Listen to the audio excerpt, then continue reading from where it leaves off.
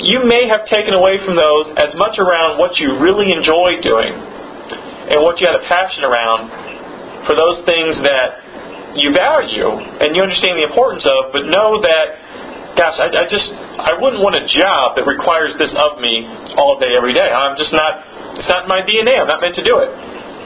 That's the same kind of learnings and the same kind of outcomes your interns are looking to have as well.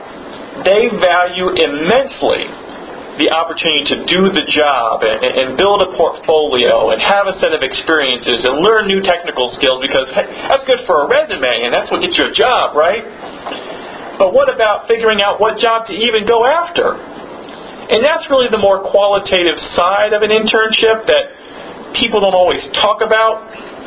And an intern won't have that appreciation until maybe it's over.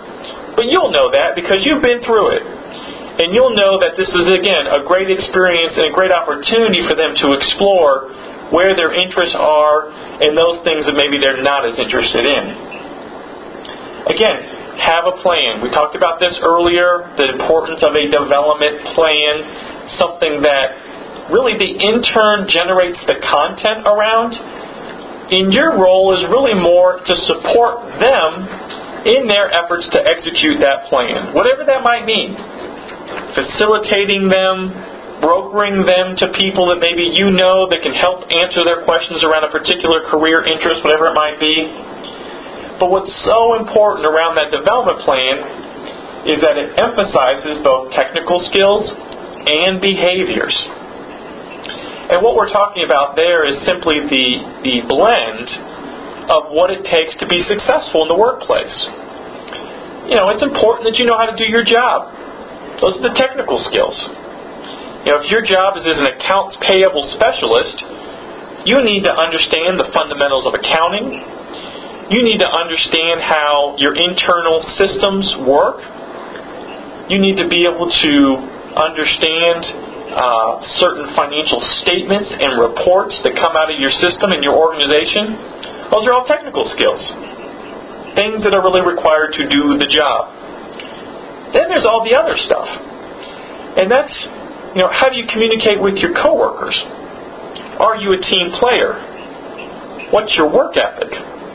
Are you thought of as being a leader in the team? Okay? That's all the other stuff. Sometimes we call those soft skills. Well, it speaks to behaviors. And you want to make sure that over the course of the summer or the internship experience, whatever it might be, that there's an emphasis on both technical skills and behaviors. Now, part of that might be reviewing the plan that the intern has put together. You could probably assume that they may not be as aware of the behavioral side of it as they would be the technical skills. Again, let's think about the systems out of which they're coming. Go to college, take courses, and there's a blend there, and there's a mix there. But in some curriculums and some degree programs, there's far more emphasis placed on technical skill acquisition than there is necessarily around some of the behavioral side of things. So if you see a lack of appreciation for some of those behavioral skills in their plans, call it out to them and say, I think this plan does a really good job of making sure that you get exposure to all the technical skills that you desire this summer. But what I see missing here are really some of the more personal and professional development aspects of what I think a good internship experience might look like. So for that reason, I've got a couple recommendations, whatever they might be. Maybe you say, look, I don't see anywhere in here making a presentation. Let's make sure you make no less than 2 presentations this summer to groups that are no less than 15 to 20 people, comprised of both internal and external representatives. What you just did was you placed emphasis on a skill set around presentation making. That could be public speaking. That could be creation of visual aids. That could be the extent to which they manage their nerves in front of a group that they're not familiar with. There's so many learnings that could come out of 2 simple experiences of presenting to a large group of people.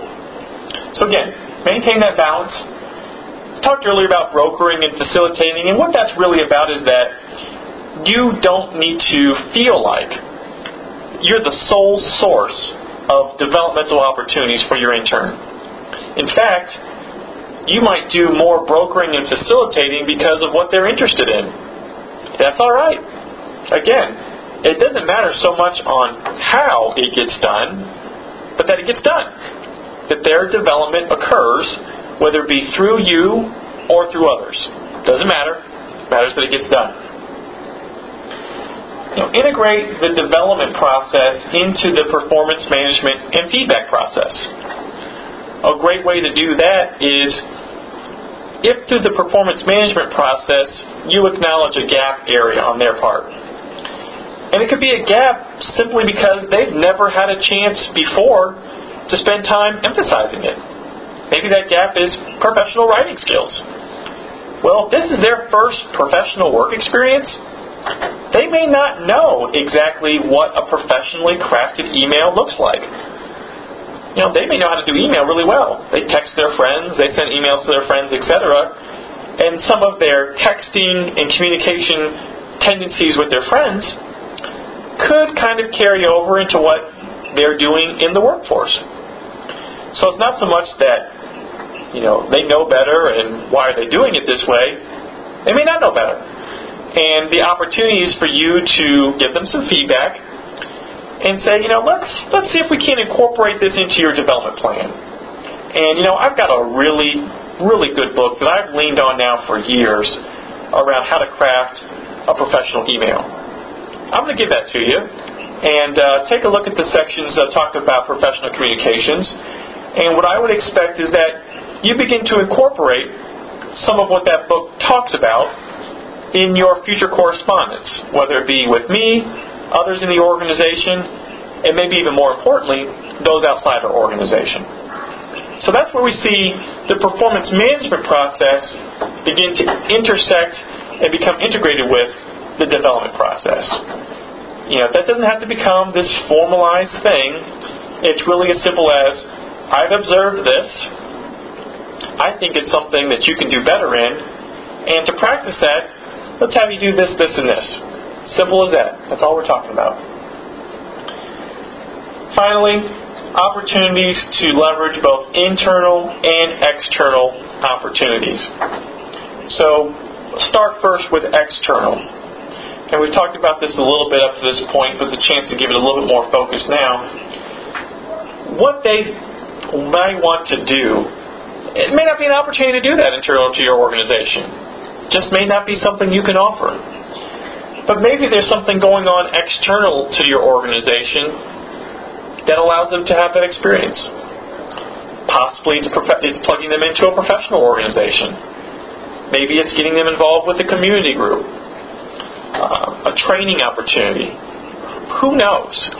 The point is that a lot of times, and I think living in Columbus, Ohio is a great example of that, there are things going on in your community that would really surprise you, and that may provide phenomenal developmental opportunities for your young people you have interning with you. Columbus has a huge emphasis right now on attracting and retaining talent. Many organizations, including the Columbus Chamber, have that as an emphasis. Many people don't know that the Chamber is a source of a twice-a-month email all about events and activities going on in our community geared towards young professionals. There's so many things going on, there's no way you could do all of them. But the point is, many of them offer great networking and professional development opportunities that could complement very nicely what you offer internal to your organization. Internally, that's a little easier. You know what you have to offer. You know what programming you might have in place. You know what opportunities exist. Leverage them. Try to, wherever possible, refrain from reinventing the wheel. Again, we don't have time for that. We don't have time to be redundant or to duplicate effort or any of those inefficient things. So, look at what you do today in your businesses, look at how you do it, and leverage that.